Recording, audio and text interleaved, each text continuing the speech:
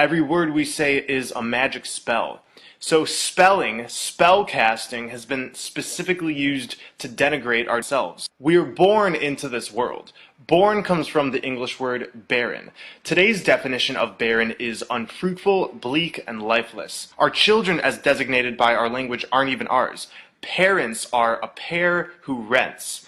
Our governments, especially our courts, don't treat a parent's right to control and direct the upbringing of their child as a fundamental liberty. We're forced from a young age through many types of indoctrination, and our parents are helping in this process.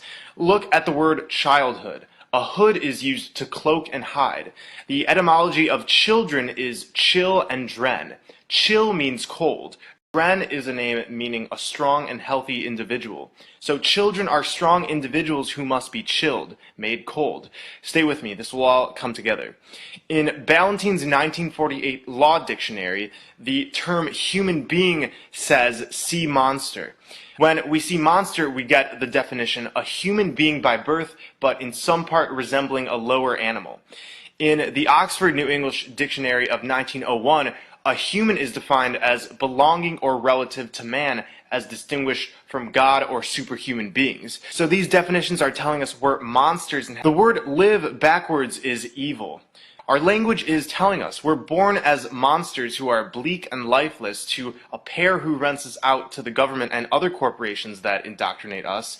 Our childhood is spent under a cloak, and we're evil when we live. Our sentences are made up of words. The word sisters in Greek mythology were fates or witches who controlled the fates of man. Every word we say directly affects our reality and ultimately our fate. The Egyptian deity Thoth is said to have invented language and writing. The original purpose was to use words for magic. The words write and write are pronounced the same. A rite is a ceremony or ritual. Whenever we're writing with words or speak, we're initiating a ritual. Books contain chapters. A chapter often refers to a sect of a secret society or religious order. To page someone is to summon them. Pages in books made of words are summoning things to enslave or imprison our souls. The word grammar comes from the French word grammaire or grimoire. Grimoires were ancient magic books which contained instructions to summon demons. We wake up each morning. A wake is a funeral party held for the dead. At the beginning of each day, we say to each other, "Good morning." Mourning is what you do when you're sad for the loss of someone or something, by calling it a good morning. It's pretty masochistic if you ask me. We then go to work at our occupation. When we occupy something, it can mean being occupied by a military force, like in war. Many occupations are focused on money and the dog-eat-dog mentality. The dollar bill comes first before the environment or even each other. Therefore, we are committing war against each other during each day we work our occupation. We are the military occupiers. An urn is for the ashes of the dead. For the average 9-to-5 worker, it would have to be one of the weekdays in order to earn a living.